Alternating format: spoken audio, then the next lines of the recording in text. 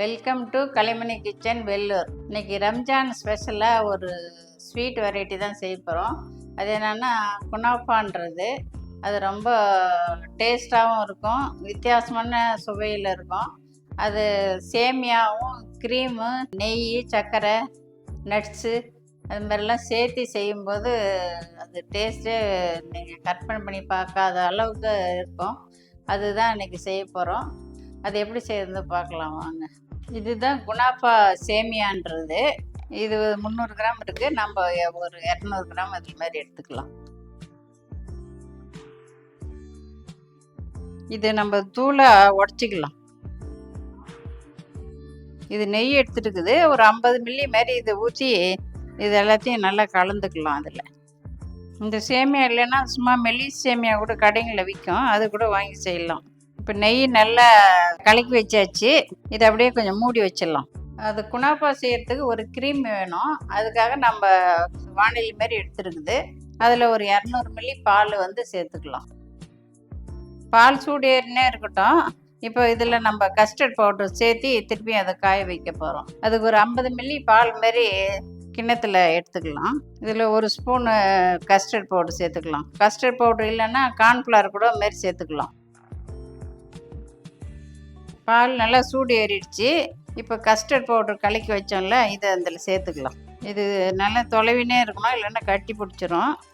அதனால் இப்படி ஊற்றினே தொலைவினே இருந்தோம்னா நல்லா கலந்துரும். இது கெட்டி ஆயிடுச்சு. இன்னும் ஆறினோம்னா இன்னும் ஆறிச்சுன்னா இன்னும் நல்லா கெட்டி ஆகிடும்.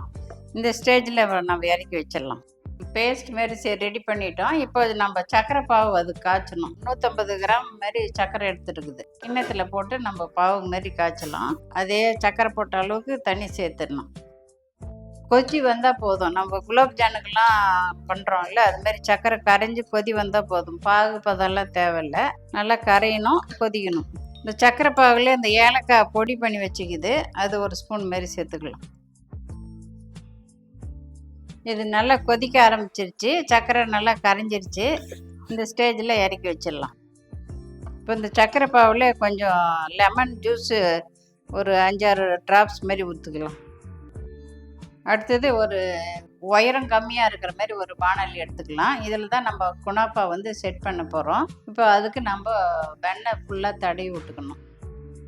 இது நல்லா பட்டர் தடவி வச்சாச்சு. சேமியா நம்ம நெய்யில் பெரட்டி வச்சோம்ல, அதில் நம்ம பாதி மட்டும் இதில் போட்டு செட் பண்ணிக்கலாம்.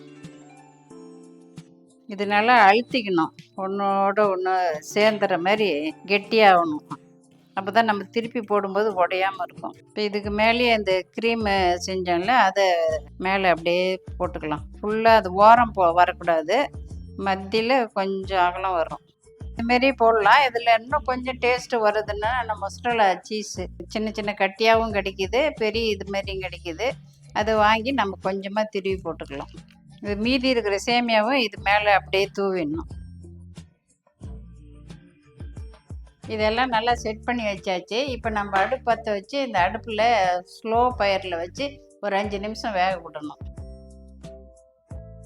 இது நல்லா இப்போ அடியில் வெந்து வாசனை வந்துருச்சு. இப்போ இது இன்னொரு பக்கம் திருப்பி போடணும். இதுக்கும் கொஞ்சம் எண்ணெய் தடவிக்கணும்.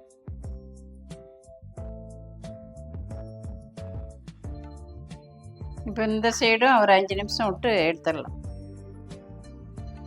இது இன்னொரு சைடும் நல்லா ரோஸ்ட் ஆகிடுச்சு. இப்போ நம்ம இதை எடுத்து ஒரு பவுலுக்கு மாற்றிக்கலாம். பவுலோ பிளேட்டோ ஏதோ ஒன்று நம்ம தகுந்த மாதிரி மாற்றிக்கலாம். பிஸ்தாவை பொடி பொடியாக கட் பண்ணி வச்சுக்கிது. இப்போ அது மேலே தூவிக்கலாம். சர்க்கரை பாவு காய்ச்சி வச்சேன் ஜீரா, அது மேலே இது நல்லா ஃபுல்லாக ஊறுற மாதிரி ஊற்றிக்கணும். சூப்பரான குனாஃபா ரெடி ஆகிடுச்சு. அது பீஸா எப்படி இப்போ எல்லோரும் விரும்பி சாப்பிடுவாங்களோ அந்த மாதிரி இந்த குனாஃபாவும் அவ்வளோ நல்லாயிருக்கும். இதேமாரி நீங்களும் செஞ்சு பாருங்கள். இந்த ரம்ஜானுக்கு ஒரு ஸ்பெஷலான ஒரு டிஷ்ஷாக இது இருக்கும். இதேமாரி இன்னொரு வீடியோவில் உங்களை பார்க்குறேன். And then by.